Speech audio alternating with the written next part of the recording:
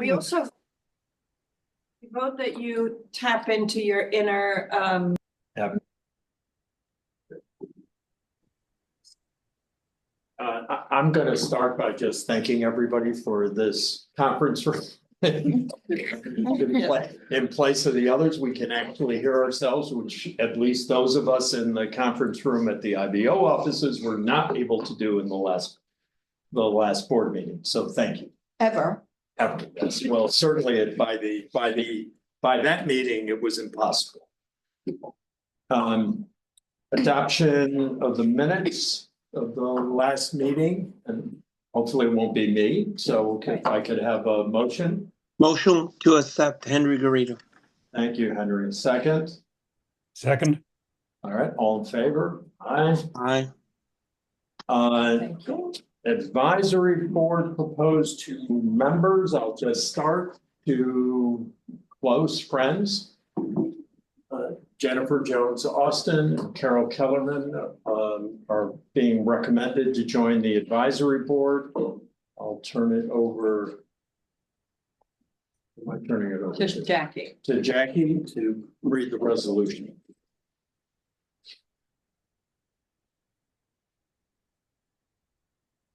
I'm going to quickly read the resolutions, the proposed resolutions to appoint 2 new members to the IBO Advisory Board. Whereas the Independent Budget Office Advisory Board currently has 2 vacancies, and whereas specifically the Advisory Board currently needs 1, a current or former officer of a human services advocacy organization, and 2, an officer or former officer of a civic or public interest advocacy organization involved in budgetary matters.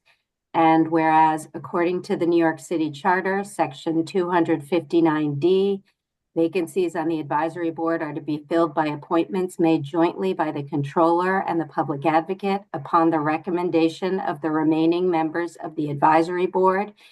And whereas the advisory board has identified 2 individuals, Carol Kellerman and Jennifer Jones Austin, whose biographical information is attached to these resolutions as attachment A, who are exceptionally well qualified and have expressed willingness to serve on the advisory board. And whereas the controller and public advocate have indicated their support for the appointment of Ms. Kellerman and Ms. Jones Austin as members of the advisory board. And whereas the advisory board wishes to recommend that the controller and the public advocate jointly appoint these 2 individuals to positions on the advisory board.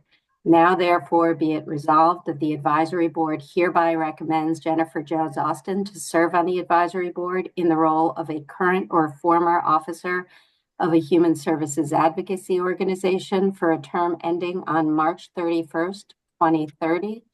And be it further resolved that the advisory board hereby recommends Carol Kellerman to serve on the advisory board in the role of an officer or former officer of a civic or public interest advocacy organization involved in budgetary matters for a term ending on March 31st, 2030. And be it further resolved that the director of IBO or her designee is hereby authorized to take any steps necessary to implement these resolutions. Thank you, Jackie. Any discussion? We're really very fortunate to have both of you joining the board. I'm really looking forward to it. I know the rest of our colleagues are, and the staff certainly is. A motion on the resolution? Motion. Second? Second. All in favor? Aye. Aye. And I would like to point out that as the director, I am in receipt of the letters appointing Jennifer Jones Austin and Carol Kellerman from the public advocate, and I believe also from the controller. And so we thank you all very much. And we're going to keep you busy. Yes. So. Okay. Staff. I'll just share the. Oh, now, I'm honored to be with you all and excited about the journey that we'll take together. Me too. And it's nice to see so many old friends and colleagues. Well, thank you. Okay, Not next- sure who you're calling old, Carol. I get long time, sorry. It was You're me. right, It wasn't- sorry, have to change that phrase. Okay, next up, staff changes. So we welcome Ed Dolan and Bryn Adams and Akitha Moraris, two interns and our senior policy advisor. And we also say goodbye to Richard DeSalvo, a senior economist, Jordan Page, a lead budget and policy analyst. And our IT transition to OTI is close to complete. So we are looking forward to being wholly within the world of OTI as far as city IT is concerned. And we're just making sure the screen sharing works.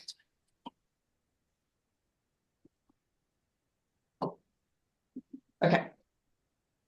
And the next up is the org chart, at which we basically reached capacity. We're down at the bottom of the box, but we are staffed according to our charter mandated fiscal level.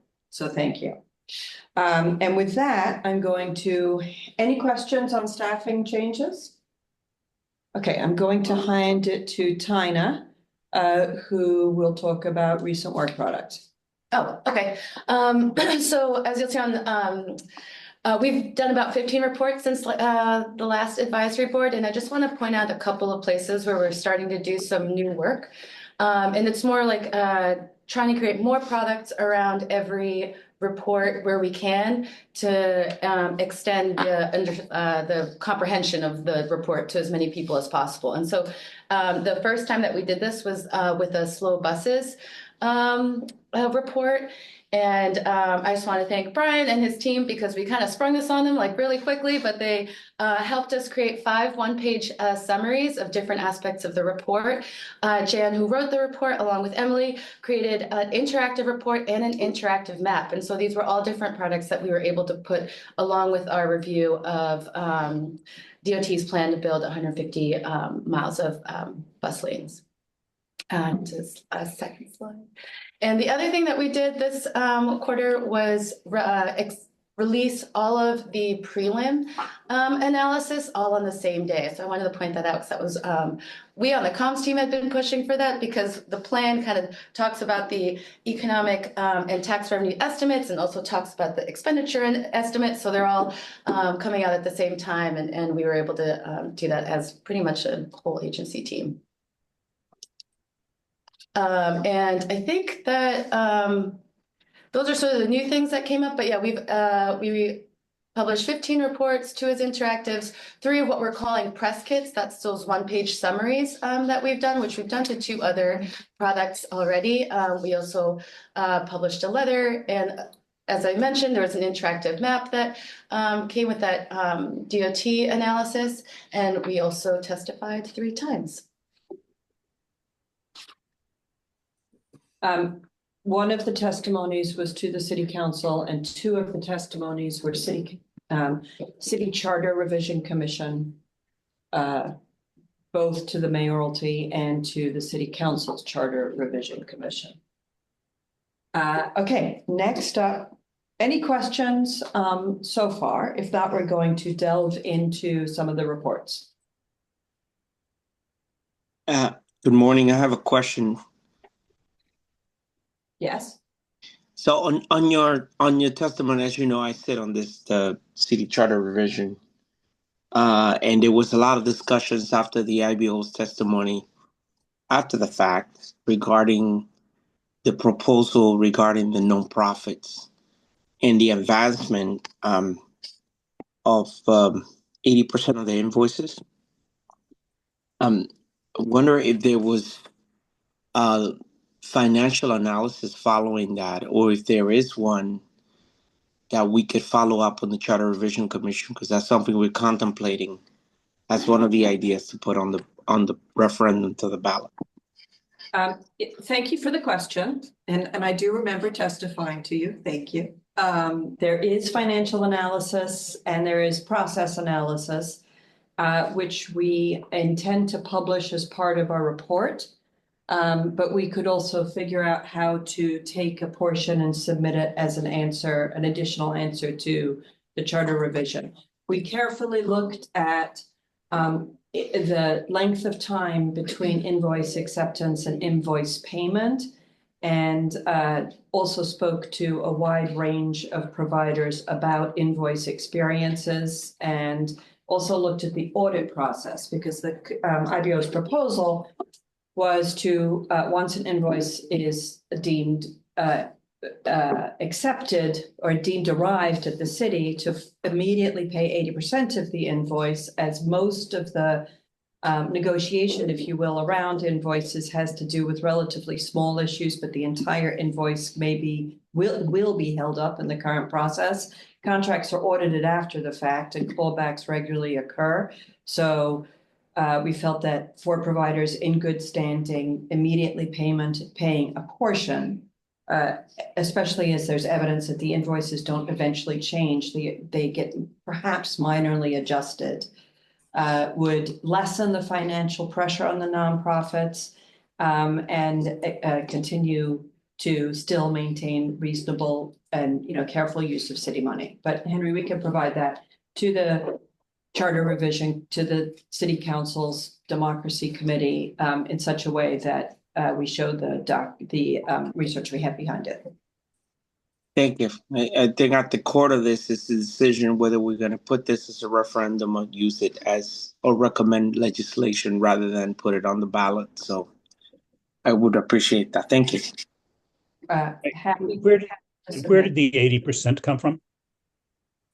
It was basically looking at data around both from providers and from city agencies as to how much invoices are actually shifted, between arrival in the city system and payment. Because what seems to happen is that an invoice is submitted and a small item on the invoice is perceived or may actually be inappropriate. And the bulk of the invoice is fine, but the entire invoice is held until that small element is resolved. And it's the pizza party for the staff causes the entire invoice to be held, or a transportation cost once out of, an invoice that has to do with significantly more money. So the data showed that, the 80% seemed like an amount to allow the nonprofits to continue to function for their contract, but in no way reflect, but still allow the negotiation around the small amount that city officials do in checking that the invoices are appropriate. I guess my question is why it's not 100%. You mentioned that Because there was commonly clawback, so Yeah. that I guess that's possible. How much volatility is there in the enterprises that we're talking about compensating here? Do they change often, or are they basically by and large repeat performers?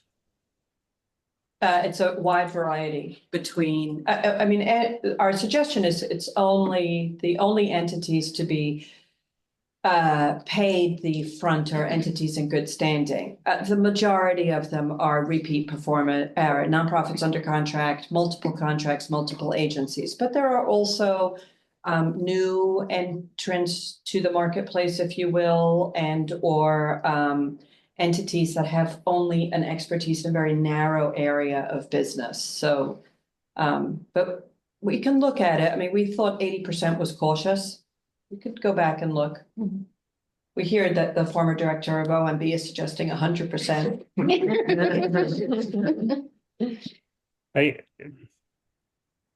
They're questioning. Has anyone considered whether they think that this is an appropriate subject to be in the charter, as a matter of fact? Well, yes, that's a great debate as to what should be in the charter and what should be in the procurement policy board, and what is a management question and what is a legal question. But some of these portions are, or there is enough guidance within the charter to suggest how the procurement policy board should proceed.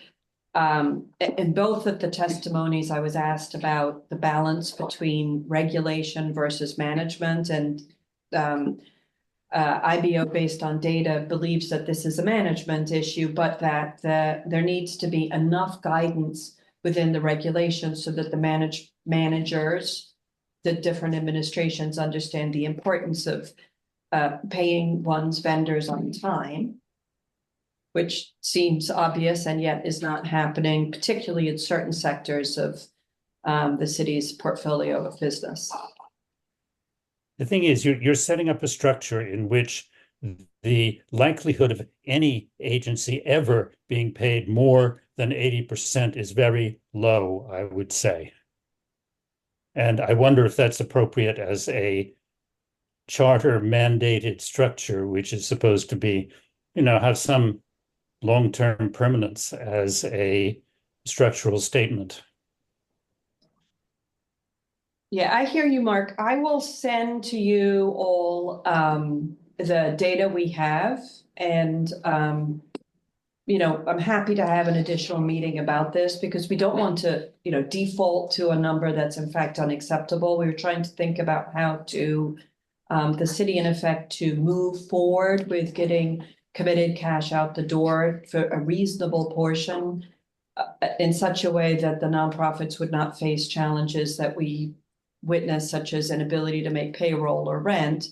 And at the same time that, there was still some sense of agency oversight and caution, because there are occasionally things on invoices that are not appropriate, either for city dollars and or for the scope of the contract. But I'm happy to send you what we have and discuss further. And is this I'm sorry, I'll drop this in a second, but is this when does the 80% kick in?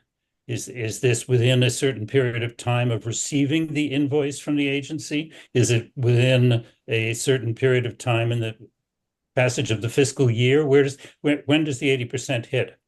Yeah, so the idea was that once an invoice is accepted, 80% should be transmitted immediately.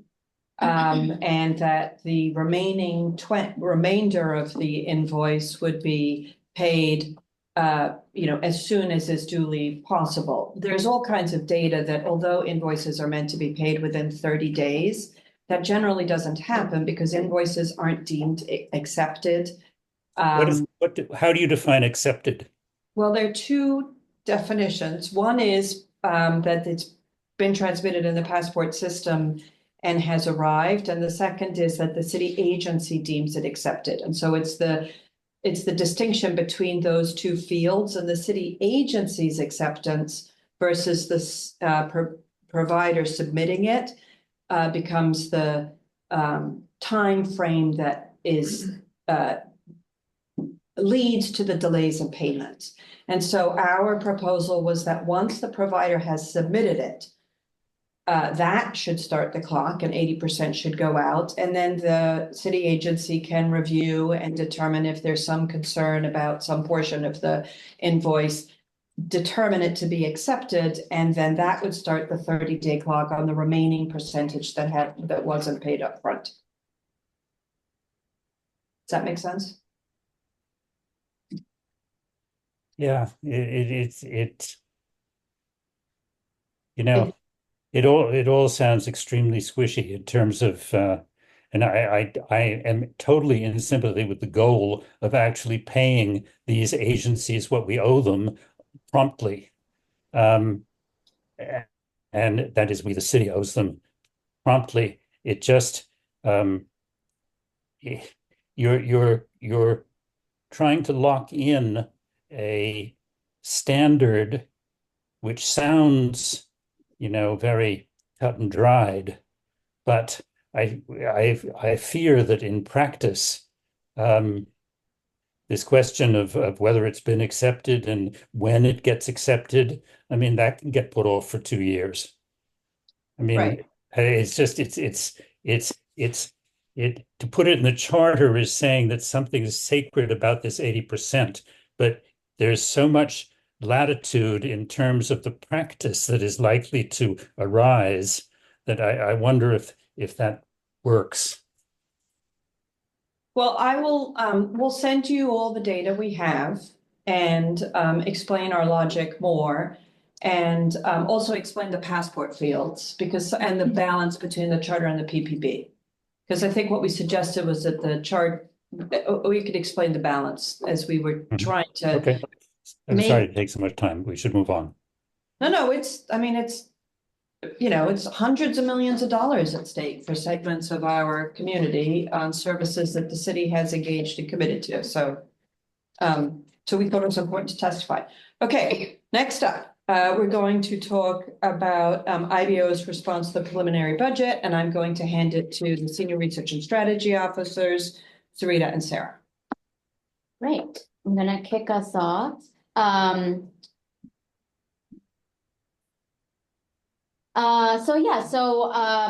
We released our response to the preliminary budget, as China mentioned, in 3 separate publications.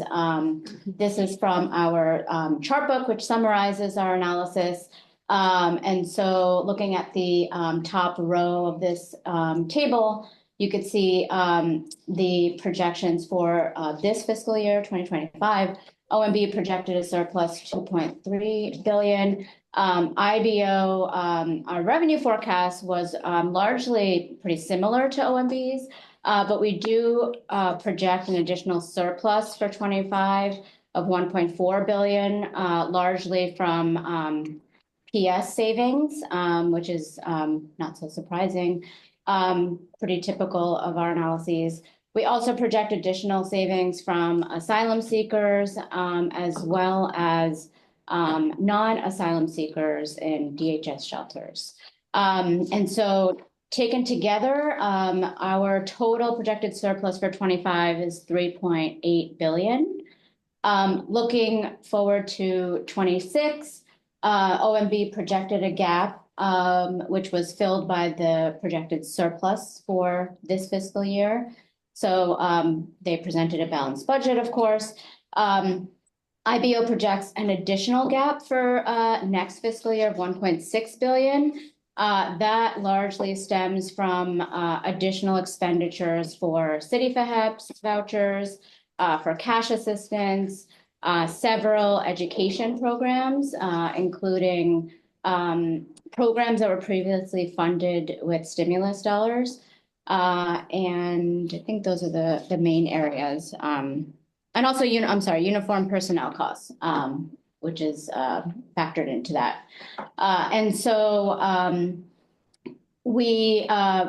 if you take the additional surplus that IBO projected as prepayment, that brings us to a projected minimal gap of 188 million for next fiscal year. I'm going to pass it on to Sarah to take us through more details. Yes. So in this case, we are OMB is projecting a surplus for the current fiscal year 2025. IBO is projecting a larger surplus for the current fiscal year. Now the city has to have a balanced budget. So traditionally what they do is take any surplus from the current year and apply it to expenses next year. This is termed budget stabilization. And the prepayment is generally for things that we know we're going to have to pay for. In particular, they like to cover debt service in the next year. OMB has indicated that is their plan, and that is how they are zeroing out the current year, and also how they are balancing out the next year is by using this prepayment.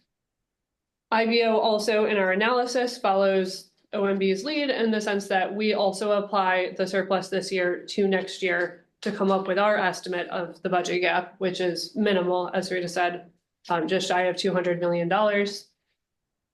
There is the option, the city alternatively, instead of this prepayment exercise, could put it in their rainy day fund. So there is a reserve account, and this is something the city could put money away for an economic downturn, which is what the reserve account was created with the intention for using it.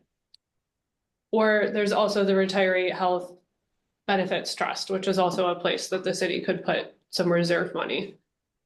So there's options. So far, all indication from OMB is this plan to do the prepayment, but we wanted to highlight that there are reserve accounts that could be alternatives.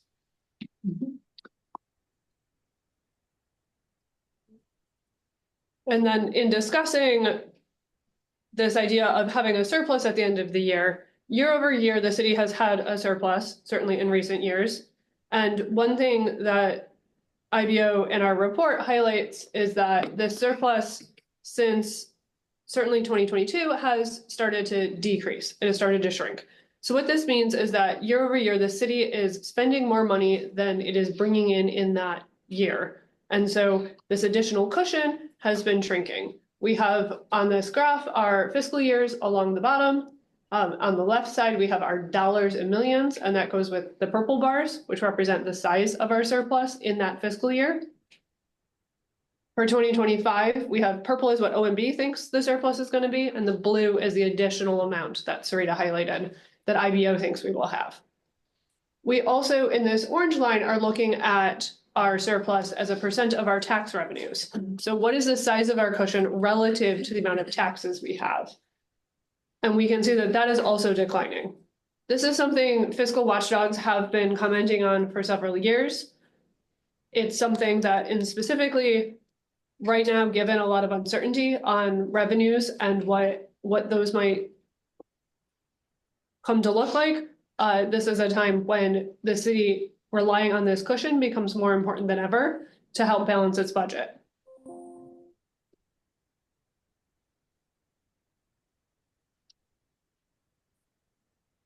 Any questions? I have a question. How much is in the Rotary Reserve Trust right now? $5 billion. Thank you, Francesca. I could give you the decimals.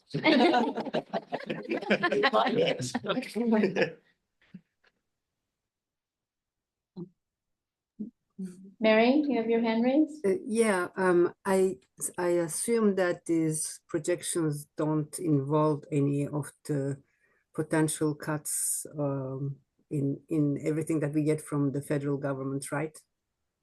IBO's current projections for our January forecast include the information that we have in terms of what has actually happened. So it bakes in a level of uncertainty with certainly consumer spending and business growth, but does not factor in any specific federal cuts that have been talked about but hadn't yet been enacted. Mm-hmm. And any impact of the tariffs with Canada and the rest of the world? So this is based on our January forecast, and at that time, the tariffs were either discussed but not yet enacted but then rescinded, or in the process of being renegotiated. So again, we baked in a lot of this uncertainty, but the tariffs were still very much happening in real time as we were doing this forecast. Right. That is certainly something we will be looking very closely at for our next forecast coming up in April and May. Right. And any do you have any just general idea of I think the federal funds impact would be more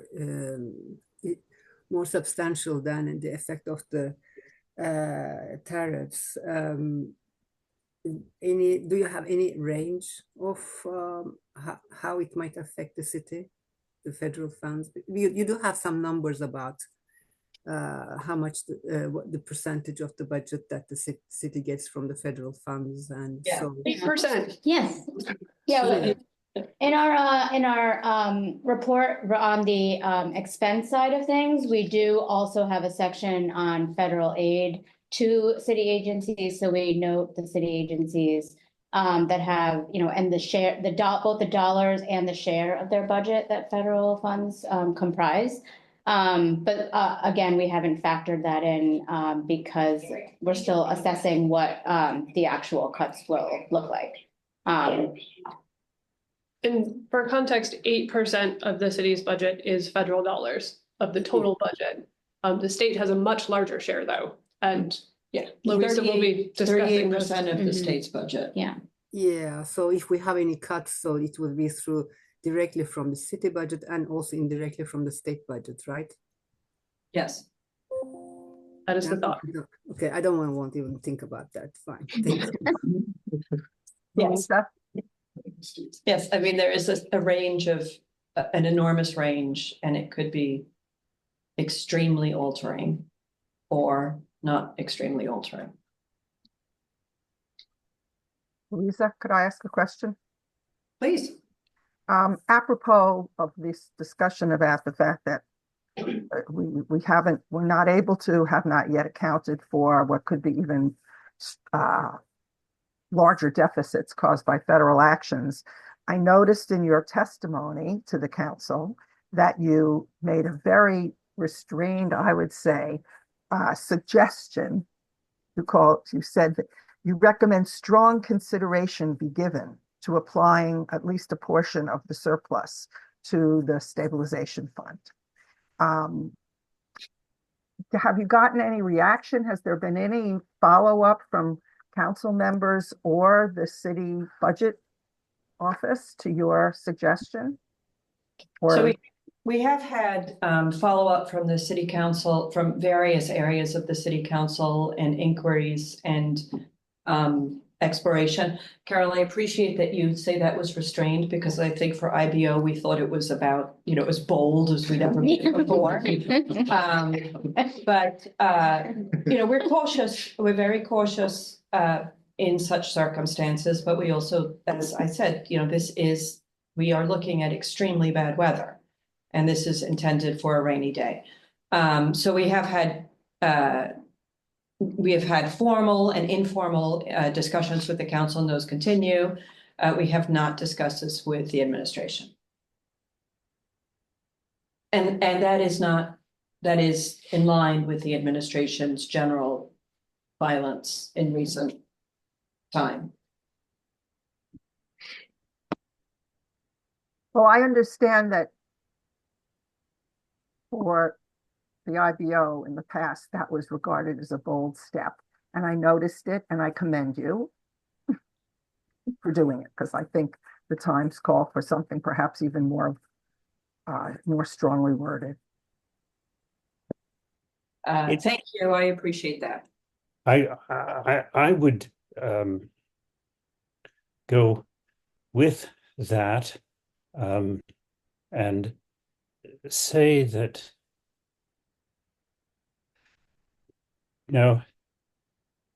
there's sort of a question of advocacy. I mean, there's going to be a question if, as and when things are cut, which certainly appears that they will be, whether you compensate for that by spending more local cash in some way, or you simply cut the service that's been cut by cutting the money. And I assume there's going to be a major debate on that. And if we don't quantify our concern, what is the basis for any shred or hope for advocacy of our position as time passes and decisions are made by our esteemed federal government? Where are the city's feet? I mean, and what are we doing to provide some kind of foothold for advocacy? So we do have a whole section in here to also talk about potential changes as changes come through the federal government, and what IBO has done and could do. But I will say that what we have done to date is try to be as helpful as possible to anyone who makes inquiries of us, be that media or researchers or other organizations, in terms of both sharing information we have and teaching people to fish. So explaining where they should go to look at what is publicly available to be seen. And we've also worked really closely with the Controller's Office because they created an initial overview of all the federal money in New York City, both from the state and directly to the city, and also federal money in the rest of New York City, be that to individuals or institutions, which we have frequently pointed to because it is comprehensive. And we think on some level, people don't really understand the scale of what's at stake, and everything from, the air traffic controllers to people's Social Security to Columbia University's ability to do any kind of, medical research, just as examples. So we are attempting to figure out the right IBO way to move into this moment. And I would suggest that we finish the other two reports and then get back into this, because I think it's a really challenging circumstance and not one that we can resolve, but that certainly we should further discuss ways that IBO can respond in the current era. Yeah, okay. Well, Henry had his hand. Henry, did you have your hand up too? I did. I was gonna actually both a quick comment and a question regarding the PS savings that was suggested that, after the report of the IBO about the city's headcount being slightly up, we still have an issue with some agencies, specifically what I call lead to more spending. So you testified about the Carter cases, for instance, DOE's budget, and many of those Carter cases as a result of city not providing services that is mandated to do. My question was about whether, in fact, this part of that surplus that you talked about related to personnel savings reduction, what was the percentage or the amount that came as a result of that decrease?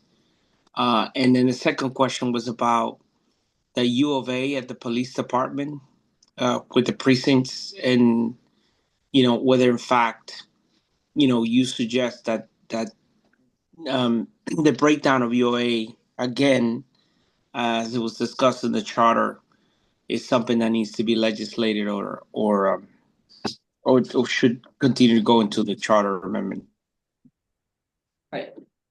The PS savings or vacancies. Yeah, so it's 640 million in this year. Excuse me, and that's civilian and pedagogical.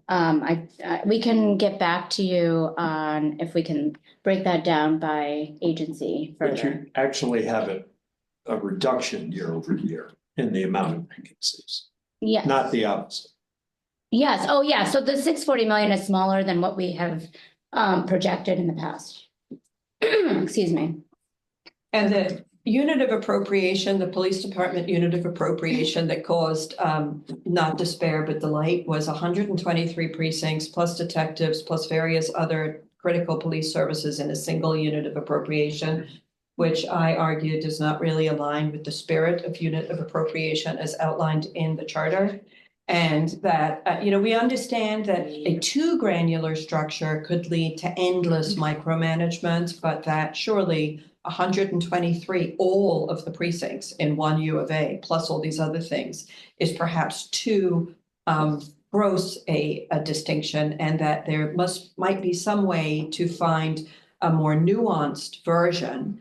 And that perhaps the way to do this might be to study all the U of A's on a somewhat regular basis to sort of fine tune, because times do change and, circumstances and funding might change. And right now, UAs are added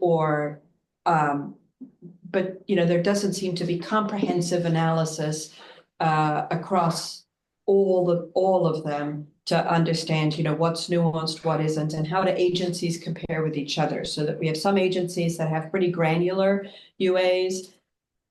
We gave the example of the Human Resources Administration, and some agencies that have the opposite, NYPD.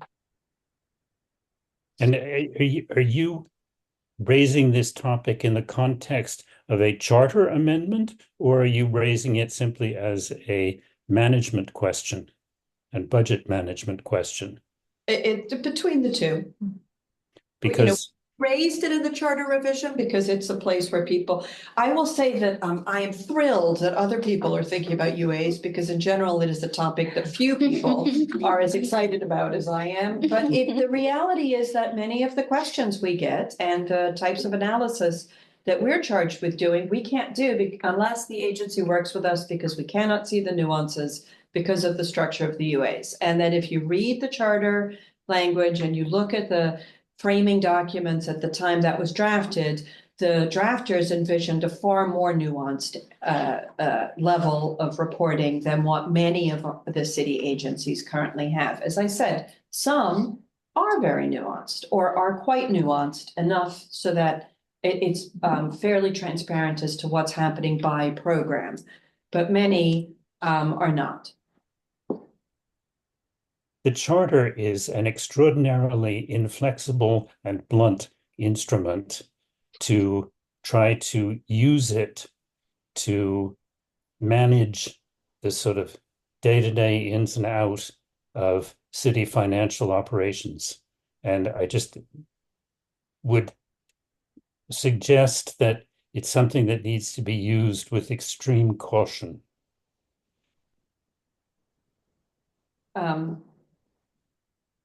I hear you, Mark. I think also part of the challenge in testifying is to push commissions to consider areas they generally haven't. Yeah. As someone, I'm not complaining about your subject. I'm with you. I'm wary of using the charter as the vehicle. yes,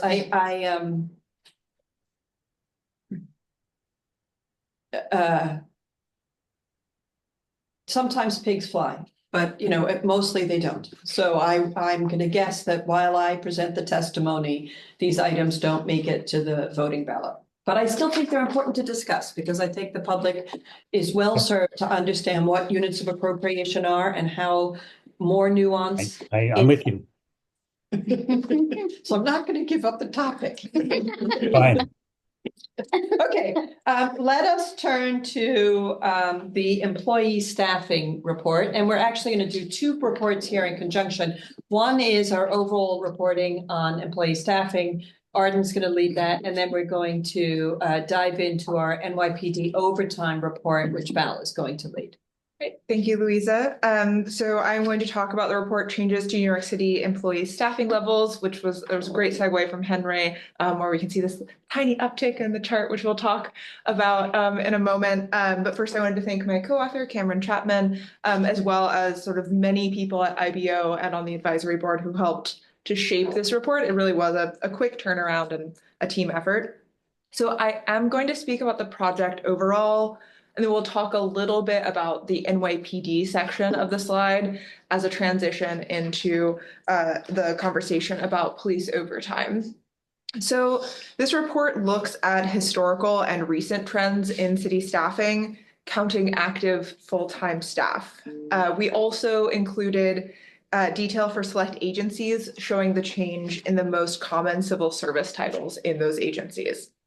The goal was to contextualize the drop in headcount since the pandemic in light of the impacts on service provision that IBO and the agencies themselves have testified to, and certainly we have discussed at these meetings. But we are not suggesting an ideal staffing level in this chart. So looking at our chart here, since July 2019, our low point for city staffing was in January 2023. That's right below the sort of middle circle on the chart. At that moment, we had 282,000 full-time employees. For reference, that's slightly more than in 2009. The quarter with the most separations was October to December of 2021. So that's this first shaded bar on the chart, when we had a total of 8,300 separations. So separations being resignations, retirements, terminations, et cetera. That rate has improved since then, and the drop that we saw sort of culminating in January 2023 has also begun to turn around. So, I apologize, yes, but just for definition, head count here is defined as full-time active staff. full-time equivalent or? Full-time, not Full-time, including, so not- part-time not employees are full-time. not included, yes. But it's actual full-time. Correct. No, thank you. Correct, and these are sort of point at this chart specifically, and there's sort of a couple of different ways that we're measuring this chart specifically is sort of as of the first day of each quarter. So July 1st, 2019, Oh, yes. October 1st, you know, forever a conversation, the point in time estimates. But yeah, so we have this quarter with the most separations. And this drop has begun to turn around. So since January 2023, or from that moment to January 2025, when this report, we were pulling the data for it, we have seen an increase of about 6,000 employees to 288,000 employees, which is similar to the total in 2016, but it is still 21,000 employees fewer than before the pandemic. So in addition to looking citywide, as I mentioned, we also looked at some of the mayoral agencies. And these are agencies with the largest changes in staffing since 2019, both by raw numbers and percentages. So some examples, NYPD, Correction, Human Resources Administration as agencies that have sustained losses. Whereas we do have a few agencies that actually have a slightly higher headcount than before the pandemic. So education, parks, youth and community development. There are more agencies in the report itself, if you have one that you are particularly interested in. So the slide for each agency looks very similar actually to the NYPD slide that we're going to turn to now. So you'll get a sense of the landscape of this, and then when you're looking at the report, it should be pretty easy to read. So for this slide, we have some sort of contextual numbers at the top left. We can see that the personnel budget is by far the largest portion of the NYPD. And we can also see that uniformed staff make up the majority of their staffing. It's not mentioned on this slide, but early in the report, there's a table showing that the NYPD has lost 5,500 employees, full-time employees, since July 2019, which is a drop of 11%. And then we go into the changes among the sort of top 5 civil service titles since July 2019, and these titles make up 73% of the agency's total headcount.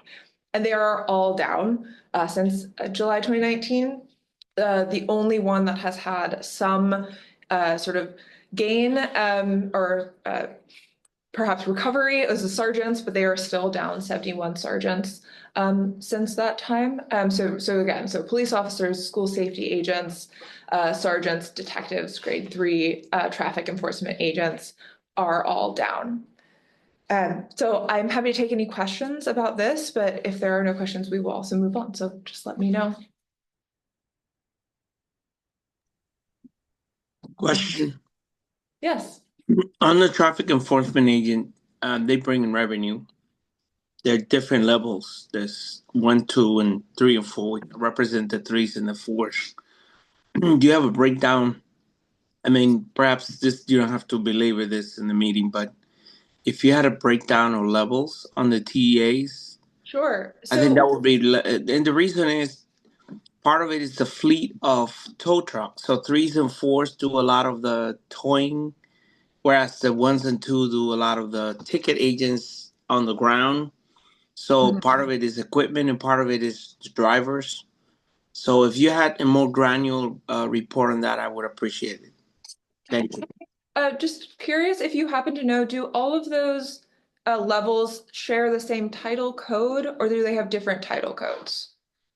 They have different title codes because they're represented by different unions. Okay, so in that case, I would say that the one this is just going to be sort of showing the title code the largest number of traffic enforcement agents, but we can certainly look into a breakdown for you. That should be fairly straightforward. Thank you. Yeah, no problem. Any other questions? Okay, hearing none. I have one. All right, hi, Mary. Yeah, hi. So which of these categories has most of the overtime? Oh, Great segue. Wait for the next slide. Oh, okay. Okay, and the other one that the previous slide, do we have also? It would be nice to see the in the previous slide. Sorry, let me see. Let me. It's up now. Yeah. Okay. Yes. Also, the cost, the share of the budget, or something like that, that can tell us if how much of this represents a cost for the budget, this increase or decrease. Do you have anything like that? I think it's extremely hard to do because what we can see are the civil service titles. We can't see the functional titles. And so we don't immediately know which positions are revenue collecting positions. Or we don't know the nuances of the various positions. We also don't know within the positions which are predominantly paid or funded through other funding streams, state and federal funding streams. But we do, when we look at our budget, when we do our budget analysis, we do look at what current city staffing is relative to what the administration put in the budget. And often that is in recent years with a smaller city workforce, there has been a gap there where that would yield the administration overestimates how much they're going to spend on personnel relative to the number of personnel they currently have. That's very interesting. Surplus. Yeah. Yeah, exactly. And change. And we do. Yep. Yeah. Okay, thank you. Should we go to the overtime? Val? yeah. So before we begin, I want to thank Arden and others at IBO for their help with this project, as well as the advisory board members who read this.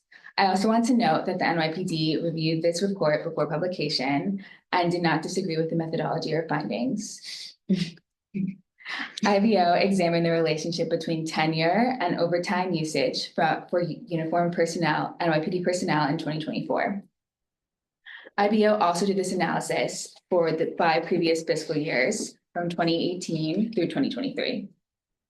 Given that NYPD pensions are based on an officer's last 3 years of earnings, which is typically after 20 years, there's a strong financial incentive to work more overtime before retirement, using more overtime, and this effectively boosts pension payouts. Correspondingly, we wanted to examine if data supported this. Between 2019 and 2024, NYPD spending ranged from $600 million to $955 million and continues to be a persistent budget challenge for the city. In 2024, uniform spending made up a full 16% of the NYPD's budget. The bottom of the screen links to details on historical overtime spending trends. IBO used open data for this project, but had to determine what personnel had uniform titles, since the data set does not specify. Only uniformed officers are included in this analysis. Throughout the process of analyzing the open data set, IBO found substantial data challenges with the open data set, including title descriptions not matching other city data sets. IBO used open data for this report, even though we have access to the city human resource management system data, because we value using public data when possible. As IBO continues to track the issue of overtime, we will continue to refine our approach and methodology. The bar chart on the screen shows the headcount of uniformed officers on payroll as of June 30th, 2024, and the 2 line charts show the average and median number of overtime hours worked by each tenure group. The report found that there is a positive statistical relationship between tenure and overtime hours worked, particularly between the group with 12 to 14 years of tenure through the group with 21 to 23 years of tenure. IBO's report does not assess whether police overtime reduces crime or effectively addresses staffing shortages. Future research will look into more details surrounding overtime usage by the department as it continues to present fiscal and operational challenges to the city's budget. We look forward to presenting this report at Open Data Week on March 29th. Thank you. If there are any questions? Can it be argued? Yes. Can it be argued that this might be I mean, can they argue that this is due to the fact that the numbers have decreased? And therefore they have to use overtime? We have argued that. This report did not specifically look at that, but I will say that other research that we have done in other reports has not shown strong correlations between headcount and overtime usage historically. So this is something that we're tracking very closely. Specifically at the Department of Correction, which I would maybe argue has a similar relationship maybe to overtime that NYPD does, whereas somewhere I believe actually the controller has done reporting or previous controllers reporting on, for example, FD&Y. You do see more of a relationship there between headcount and overtime, so it's sort of not a guarantee, but it is, as Jacob mentioned, something they have argued. It's historically, overtime goes up when headcount goes up, which would suggest that something is there are other elements controlling here than need for feet on the pavement. And this is hardly a new topic in being concerned about overtime usage in the police department, particularly, and overtime usage as people approach retirement. It is a cultural and basic expectation of that workforce that this practice exists and will exist. And, you're not, this is hardly a news item. It obviously takes work, and you need this foundation if you're going to ever change it. But you need to, you're talking about a serious sort of personnel policy, and something that ultimately is going to have to be worked out with that workforce if it's going to change. It's not going to change because we wring our hands over the cost of police overtime. I mean, it's that we've been wringing hands for as long as I've been around, which, maybe I'm gone at this point, but it's not, it's perennial, and it has to do with, people's expectation in the workforce of how the job is compensated. And part of that is very basically how much overtime you get as a sort of soon-to-be retiree if you're a policeman in New York City. It's just built in. Yep. Mm-hmm. I think Henry. This is Henry. I think there's an exception to that, Mark, and the exception is on the 911 system within the police department. Mm-hmm. Historically, when the headcount goes down on 911 operators, the overtime, which is mandatory, goes up. And because they don't have the same pensions as the police, that's the opposite. This week, it's been particularly harrowing in the 911 system. We had 38 911 operators this week in the middle of the week for a city of New York with 9 million people. And 1 out of every 3 calls was going into voicemail, which has never happened in this city, associated with headcount reduction. And it happens to be 1/4 of the entire workforce is on FMLA, and 300 positions haven't been filled to the point made earlier, in spite of the fact that the city has received most revenue from the 911 surcharge that we all pay on our cell phones. So this is kind of like the overtime issue on 911 is the exception to the rule in the police department. And I much appreciate what you're saying and the reality of what you're saying. And I find the failure of information on what filled positions actually give us revenue and what filled positions cost money, and our institutional ignorance on that issue is unfortunate, to put it politely. and yes, indeed, there are things that you need to cover, but then you're getting into the other thing, which is extremely unfortunate, which is that budgeted and therefore planned to be paid for positions which have that status because people have decided that that service is needed and those people are needed. And to have those positions unfilled and unfilled and unfilled is bad. I don't know how you get at it, but it's rotten. Sorry. Let the record show that Mark, I'm sorry? former and a union leader, agree wholeheartedly. There are a few things we'd probably disagree on too, though, you know. Okay, I want to commend this piece of work because we get asked this question all the time. Perhaps the answer wasn't shocking to anyone, but pulling the data together was really complicated and does diffuse some of the rumors out there about this. If it's okay, I'd like to move to foundation aid because it would be great if we could also have 15 minutes at the end to talk about the federal changes and how what IBO's actions could and should be. Sure. So I'm going to hand it to Caitlin.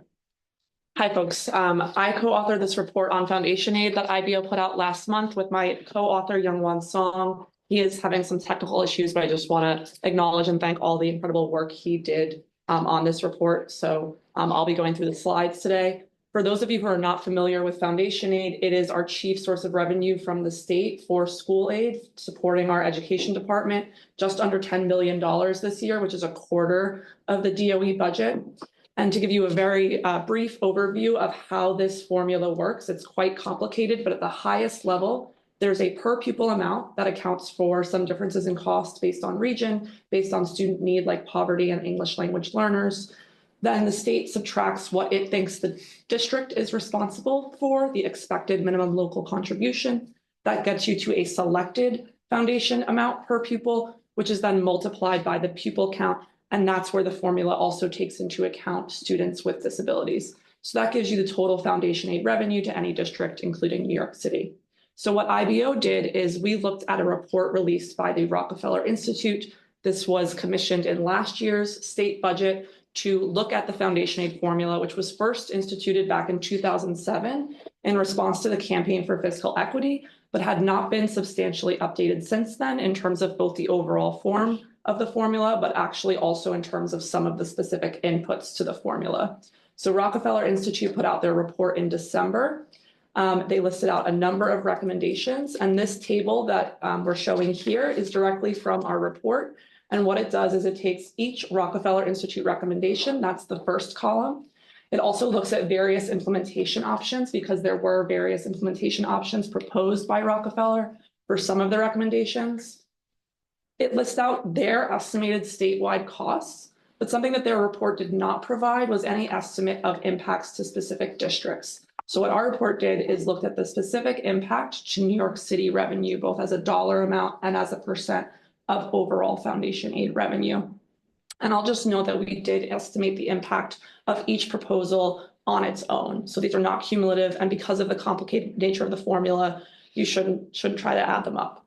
We're not going to go through every single recommendation. We're going to talk about two that I think are particularly relevant given where state budget negotiations stand. So the first are changes to the way that student poverty is captured in the formula. And the second is ways that regional cost differences are accounted for in the formula. So to start with the changes to the poverty count, we could move to the next slide. Thank you.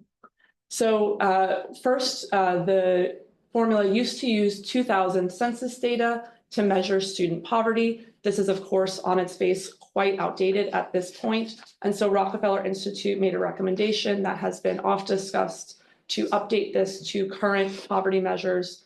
The measure is called the Small Area Income Poverty Estimate, or SAPE. For New York City, this would change our poverty measure from 34% to 23%. So 11 percentage point decline, that would result in a pretty significant decrease in foundation aid revenue. The Board of Regents had also made the recommendation to update this data, and the governor did include it in her executive budget proposal. However, I want to highlight that Rockefeller Institute actually also recommended updating the weight that applies to low-income students. Currently, the weight is 0.65. Rockefeller Institute recommended a variable weight, which would have given New York City a weight of 0.80. And that would have slightly offset the revenue loss from updating the poverty measure so that New York City would have only seen about a $200 million decrease in revenue if that Rockefeller Institute proposal had been implemented. But that is not what the governor included. The second change to how student poverty is captured in the formula would be in the free and reduced price lunch measure. This has been sort of long acknowledged among the research community as a pretty outdated way of capturing economic disadvantage or economic need. And so Rockefeller Institute recommended replacing this with counts of economically disadvantaged students, which is already captured in state district level data. For New York City, this is actually a pretty negligible change. It only moves our measure of low-income students from 74% to 75%, which would result in about a $40 million increase in revenue.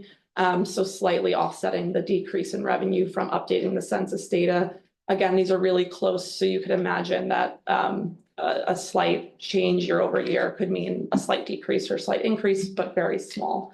And the governor's executive budget proposal also included this recommendation to move from free and reduced price lunch to economically disadvantaged. Now turning to the regional cost index, or the RCI, that's how the formula currently updates for differences across regions across New York State. The current RCI that's used in the formula is from 2006, and it only separates New York City into 9 regions. So that's the first row you're seeing there. We have a 1.425 value in New York City. Rockefeller Institute actually recommended using a district level measure called the CWIFT, which stands for Comparable Wage Index for Teachers. It comes from the National Center for Education Statistics. And IBO actually has an excellent one-pager on what CWIFT is from a different publication that my co-author Youngwon and Joy Deep worked on about teacher salaries in New York City and how they compare. But in any case, their proposal was to use this measure because it's much more nuanced since it's at the district level. That measure would result in a pretty significant increase in revenue to New York City if it was implemented, because it would mean our regional cost index would be higher.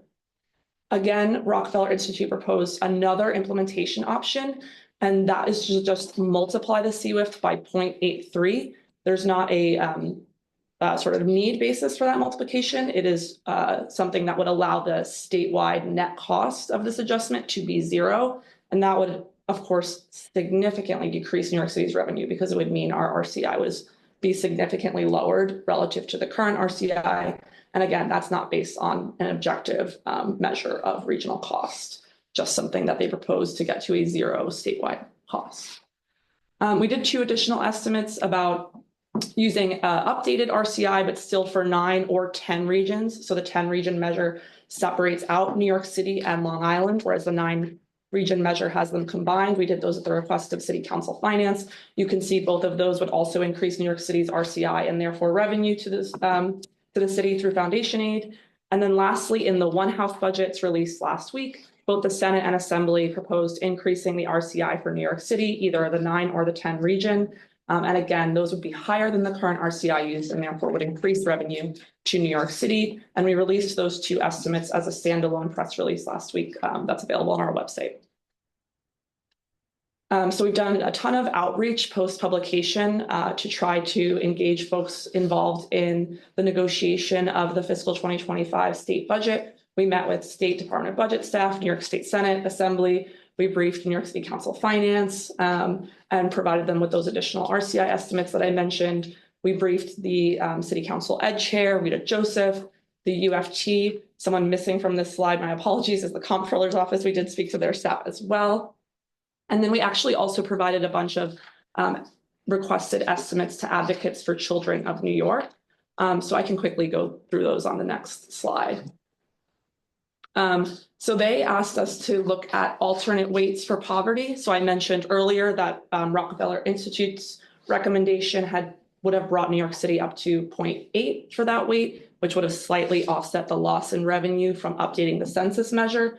Advocates for Children asked us to estimate some even higher weights, and those would then further offset the loss of moving from the 2000 census measure to the up-to-date census measure. Something that came up pretty frequently at the public hearings that Rockefeller Institute had around foundation aid was including funding for students experiencing homelessness, what New York City calls students in temporary housing. And so they asked us to estimate how much additional revenue New York City would receive if we got a 0.32 weight for these students, depending on the student count you're using, whether it's from the state or the city. That would increase revenue in New York City by about 160 million or 220 million. I should note all of our estimates are based on fiscal 25 data, but in fiscal 26, you can see the growth in the population of students experiencing homelessness, whether you're looking at the state or the city numbers. And so you would expect that that number would be even higher if those students were to get a weight in the foundation aid formula. Lastly, the Assembly One House budget also suggested increasing the weight for English language learners from 0.5 to 0.65, and that would have increased revenue to New York City by a little over $130 million. So there's a lot of options on the table for foundation aid and a lot of active negotiations happening in Albany. And the hope that was that this report and the follow-up analyses would inform that discussion. And I'm happy to answer questions about any of these estimates or schedule a separate meeting with folks to go through our reports and our estimates in detail.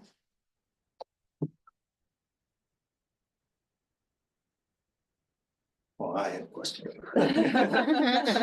So the executive budget, there's a significant increase in school aid. Yeah. So there's an increase in school aid, but what you're basically saying, what was submitted by the governor reduced the New York City share with the adjustments with the limited adjustments from the Rockefeller Institute report that the governor included. Yeah, I think the way we're thinking about it is take the formula exactly the way it used to exist, but updated for the new inputs in terms of counts of students. And that's really what's driving that year-over-year increase, is an increase in the count of students. And compare it to what the governor proposed. That's where you get that $350 million shortfall that DOE and the administration have been citing, and that matches with our estimates of the poverty changes. And the Assembly and Senate budgets, the actions they took, what's the net result there? We haven't estimated the net, but I could look at that. Yeah. And follow up. I guess it would be this 134 million and then the regional cost adjustment, right? Oh, yes, but those would interact. I can't just add. Yeah, yeah, so, right. Yeah. Yeah. And the regional cost adjustments add how much for New York City? It depends on, so the Senate, they included. So the Senate one would be 272 million and the Assembly one would be 188 million. But that's just the impact of those two changes, not the net to all of what the Senate and Assembly propose. Okay, really helpful and very timely. Good report. We want to thank you, Dean, for connecting us with everybody in Albany. And it also established, we went in and talked about foundation aid and also talked about other issues and also talked about the emerging potential federal changes. So are there any other questions on foundation aid? If not, let's talk about federal changes. Okay. So we appreciate the advisory board advising us. IBO was created as an entity to illuminate and respond to the administration's actions and to help the public understand more details about what is going on. We've done a great deal of work at IBO to think about our mission, which we describe as enhancing understanding of New York City's budget, public policy, and economy through independent analysis. But we are in effect designed to be after the administration. And the current challenge, the central challenge we have is that the administration is silent. So what have we been doing? We are, first of all, trying to understand the changes. So we are very carefully understanding exactly what federal aid is present in the city's budget and how that aid flows. In other words, is it by formula or some other allocation? And exactly where it comes from, because as debates happen, which committee and which agency, those details are critical. Obviously, we're parsing out what applies to New York City from the large amount of noise. So there are executive orders and DOGE actions that aren't part of the traditional way government changes, but some of these could and are having potential major impacts to New York City. And so we're trying to, on an ongoing basis, figure out which of these are actually relevant to either the New York City economy. Not that we necessarily are going to be able to codify that deeply, and also specifically to the New York City budget, which we have much more confidence in really granular understanding. We're building relationships because we think that as changes come, the more transparency and the more dialogue, the better. So I'm looking here at the controller the controller's representative, Francesco, who gets calls from me about twice a week saying, what about this one? But seriously, we do believe that as these changes happen, the more all the different entities that pay attention to this area are talking to each other and trying to understand what the impacts could be, the easier it is to illuminate that. And so we very much appreciate the relationships established with the state and with many other entities that are attentive and concerned, federal elected offices, et cetera. But the largest challenge the IBO has currently is that where I started this conversation, namely our role is envisioned as illuminating the actions of the administration. And whatever those actions are, we don't know, as they are silent. And so we thought it would be very helpful to start a conversation with you, the advisory board, for your thinking about what the different types of work we can or might embark upon or might be reticent to embark upon, and how to proceed in this most unusual era. That's it. That's all I'm going to say. Do you want to take the screen? Can we do all? Yeah, Can we see them all? Yeah. Can we see them all? I think Henry raised his hand. So I have a suggestion. In the last weekend in Albany, there was some discussions with the leadership regarding how much of the federal cuts will come our way and what did it mean for the state, given the ratio and the amount of revenue that the state relies on from federal government. And one of the suggestions that was discussed there that I think we ought to just have is how many of those federal revenue dollars are matched by the municipalities. Medicaid, for instance, right? And not to get too granular, but it's different than say what Title I would cut, or for that matter, Title IV in the discussion of the schools, because it has a multiplier effect. And because the federal cuts are very honed in on social services, well, the city is cutting social services, vis-a-vis like, police or fire or something like that, right? So a suggestion to you is that if the IBO would concentrate on those, because while our revenue from the federal government may be 9%, 8%, there are, for instance, health and human services contracts that are paid out of the procurement that are split between the federal, the state, and the city. There's Medicaid dollars that are split between the federal, state, and the city. And so every dollar cut by the feds has a greater effect in the city area. So that's the suggestion I would have to start with.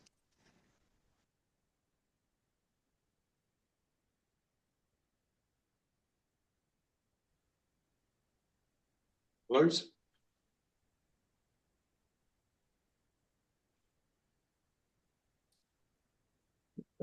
Speaks to the confusion we're all facing in this question. Henry, if we focused on the human service contracts, but the state and or local government makes the decision to basically not try and even partially backfill gaps, presuming they occur, but rather focus on other parts of the city budget.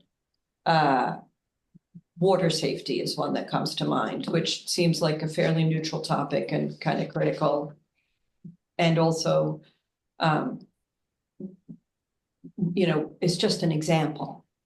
I think part of the challenge that we see is we can analyze as budget actions occur, we can analyze what's happened, but those are only 3 times a year. And, as the waves of information come out, much of that may happen before the relevant budget action that would reflect when the change had occurred. Does that make sense? It does, but it also negates the way that the system works. So if the water safety, for instance, you talked about, the way that it works, right? DEP gets revenue or doesn't get revenue, then the water board would have a responsibility to adjust rates. It's just the way it works, right? So if you get less federal money and you have a larger deficit, then the water board would have to adjust rates and the public would have to pay more for the water. I mean, I'm oversimplifying it, but that's the way it works, right? So whereas my suggestion of human services is people don't get the services, which is there's no adjustment to that. Same thing with transportation, right? So there's a federal infusion of transportation dollars in projects that involve a myriad of projects. I say, for instance, the whole movement of DOT on building bike lanes and building the structure differently on the curve. It's different. You just slow down the projects, right? There's no direct effect into a human being in the same way that I suggest the health human services does, especially when it comes to services of children or people in temporary housing that you mentioned and things of that nature. So there's just a whole dynamic of what happens when there's a federal cut or reduction. What is the ultimate effect? And that's why I'm suggesting that we concentrate on the human aspect of it. So, okay, so if we were to concentrate on the human aspect, how would you imagine IBO's work to demonstrate that? Well, I think it would have to be a joint effect. Like, for instance, if you ask the controller's office how much of our procurement gets matched by different areas, there's a problem with passport, right? And how to identify that. Because to my knowledge, the system doesn't do that, right? So in the past, we've had federal governments cover, say, 36% of human services. And recently, that number has decreased or increased depending on the policy. It's very hard to do granularly. It doesn't mean that the city is going to terminate their contracts. If they lose 10% of a total contract, it's just a reduction in services. And so I'm not suggesting there's an easy way to do it. But if we concentrate on parts of the budget that are directly affected by the federal government and in those policies, then perhaps that's one way to look at it, because the state is likely to also cut when the federal cuts come down, especially on pass-through contracts and things of that nature. So what would be the direct effect would be something that I would concentrate. So if the federal state cuts 10% and the state that adds another 5%, that's a 15% cut. You can estimate the cut. It won't be perfect, but it will give you a sense of what the city would have to do. Would the city make up the difference? So the city, increase revenue elsewhere, right? To the point earlier that we were talking about, that Mark mentioned, I think very critical, is that we don't do as good a job as we could do in tracking what the cost and effect would be in reducing services to revenue producing, or in this case, to human beings. I think you've done a great job at the IBO during COVID to highlight that, right? What's the actual effect on individuals? So I mean, I could talk to you more offline of some of the things that we see in terms of the state passing through for funding of the position that I represent, but there's a whole bunch of other non-represented positions that will be affected as well. So maybe something like a tracker, just to help people understand. Yes, like a COVID tracker, like the tracker that was done on federal stimulus money that came in that showed, because the other problem we have is this thing changes by the minute. I mean, you have a House resolution on the second that changed, had a reduction of 800 in Medicaid money and 286 in Medicare, and then the budget that passed gets amended. There's a slight change on that, and then there's a slight change of what they're targeting, what So it's tough. It's tough to track this unless you have an ongoing movement on this at the federal level.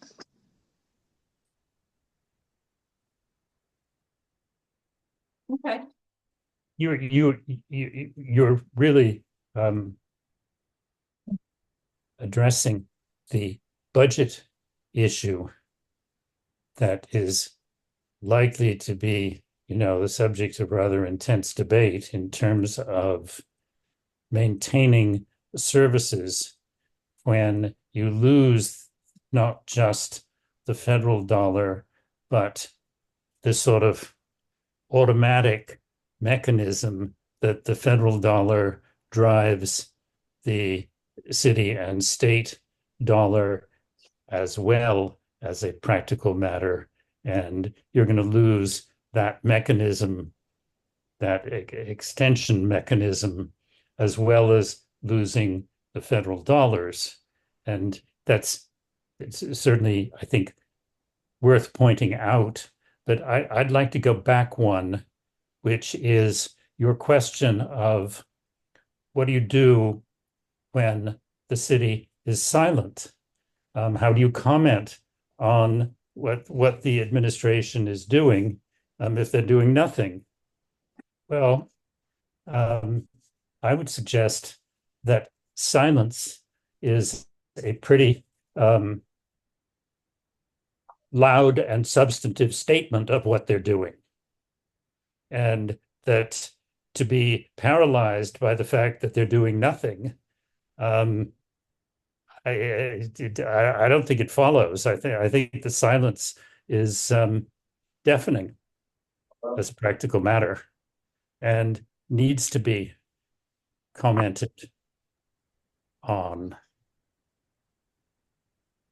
Well, we're commenting on it or we're starting to by saying they're silent. But I hear you. I think that But can I just, and by the way, this is the record. I agree with Mark wholeheartedly. Yet again, shocking. But it's shocking, yeah. But the idea, for instance, of the Medicaid waiver, the 1113 waiver, right? So we have reduced substantially the amount of uninsured people in New York City by utilizing the changes on the waiver and expanding it. If CMS changes the application of that waiver as it applies to the migrants, or their belief that migrants are getting funding to it, that would have a direct and derelict effect on the Health and Hospital Corporation's current expansion.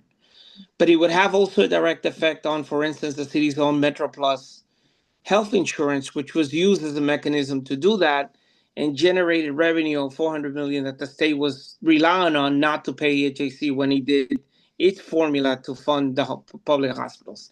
So it gets more complicated than just, here's a dollar number, right? Here's the dollar number. Here are the policies that affect how we fund our public hospitals, how we fund our clinics, how we fund all that stuff. And the same thing happens with school health, for instance, right? If you do all the changes in the way you reimburse school health, it's greater than just a foundation age formula or some direct effect. And I think I'm not suggesting we're going to get to that level of granularity, if that's such a word. But if there was a way to track as those changes happen, what is the direct effect of the city? That by itself is a comment.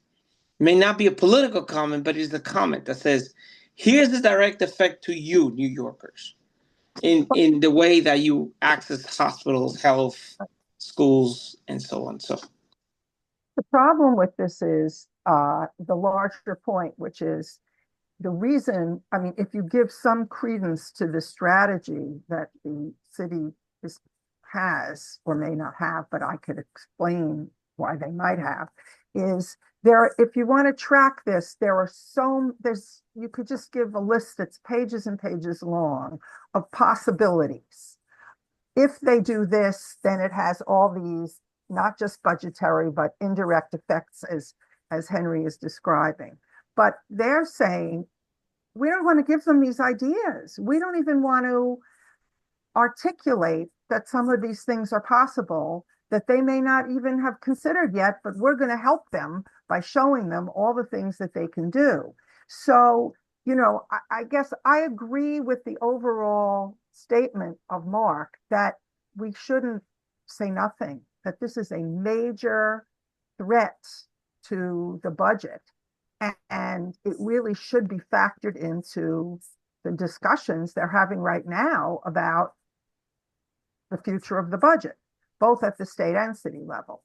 And that silence is allowing ourselves to overlook really a major driver of how these budgets will be determined or have to be modified. But when you get into which things you talk about, and then how you quantify them, it's very, very difficult and time consuming. And you're acknowledging that something may happen that we don't want to help them figure out. We don't want to help figure out how much they'll save in the federal budget by cutting certain things.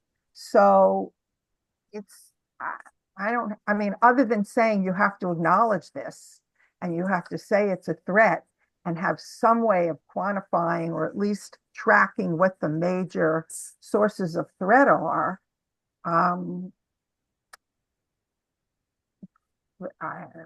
don't have a suggestion about how you do it. Yeah, Well, we are, yeah, I mean, we are, you know, we'll quote Mel that we don't want to negotiate against ourselves. We are concerned about divulging a great deal of information because we don't think everyone who's making the cuts has a clue what Title IV is. So don't tell them.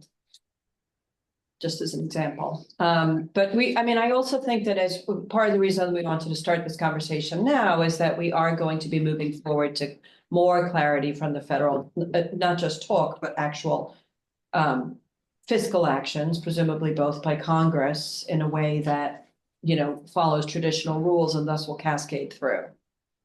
But,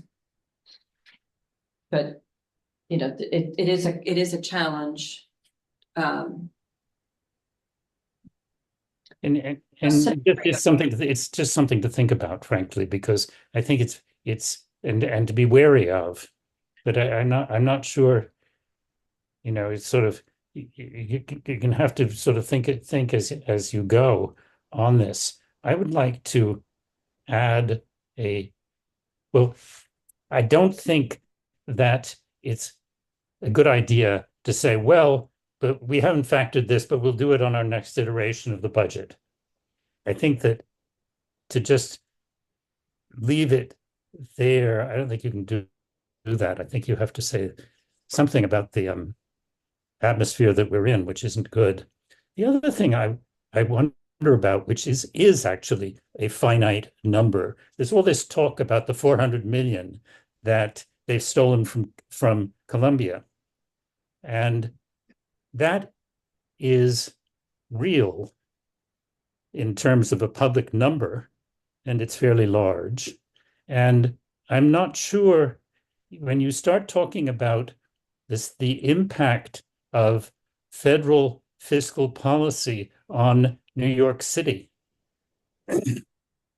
I think that kind of action is significant to us. And, you know, there's a whole discussion about, well, yeah, I mean, the federal government support of local expenditures through research and institutions and universities and all this stuff has been wonderful. It's also made us very vulnerable because it looks as though we're going to lose a big chunk of it, or that's the sort of threat, certainly. And I think that I don't think you can ignore that when you are trying to sort of present what seems to be facing us. And that one, at least, is a public number, and it's a big one. So why ignore it?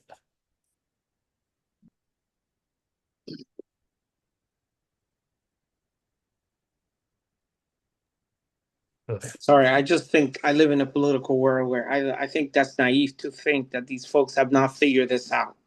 They know exactly where they're cutting and know exactly where they're going. The whole Blue City funding, the whole funding of sanctuary cities, if you see their own publication of the federal government, it's very clear to me. So to think that this is random and that we're going to give them a roadmap, they already have a roadmap as far as I'm concerned. These are not folks that are playing with different rules. I just think that if we ought to make a public decision about what these cuts means in terms of where we're going in the city, we ought to have as much transparency as possible. So I'm not suggesting that we get so granular that we start, outlining myriads of public policies. But in major categories of healthcare, hospitals, education, right, all that area, social services that would affect a very large portion of the population, goes to the question of who we are as a city, right? What are we willing to spend and not spend, for that matter? And I know that Albany's looking at revenue producing ideas to tax, people over 5 million and 25 million and, all kinds of other things. And I think if we knew or had an inkling of what the real effect on New Yorkers would be about those cuts, I think it would be better off, rather than assume that they don't know. I think that's a little, with all the respect, naive in our part.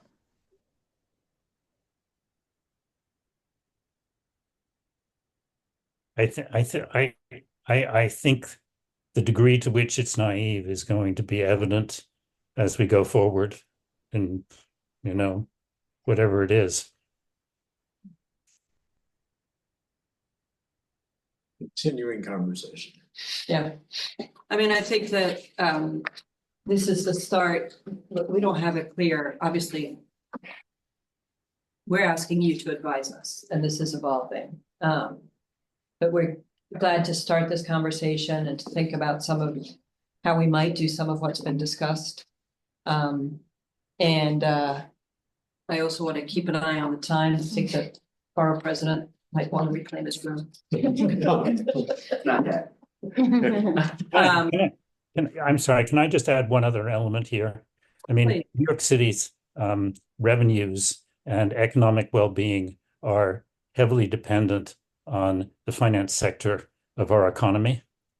And the behavior of the current administration in terms of what it's doing to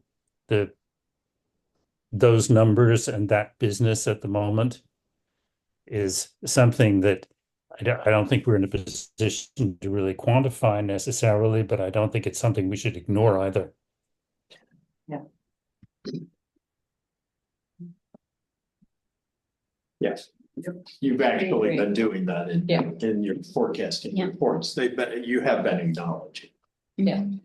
Yeah, but you can't quantify it at this point. No, but I think you can take it seriously. Yeah, very seriously. And I mean, there's incredible jitteriness, or whatever the right economist term is. I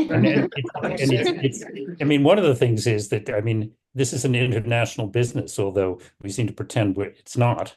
And New York City has competition for this whole sector worldwide. And as we behave like nuts, our appeal as a location for that kind of investment and business is going down the toilet. That note. Thank you all very much. This is the start of a conversation. But we appreciate your thinking and the rest of your feedback, and we look forward to our next quarterly meeting, which is on June 11th. The location may be here and on Zoom, but definitely not in our conference. Yes, thank you very much. Thank you. That will adjourn. Thank you very much. Thank you. Thank you. Thank you. We brought lots of copies of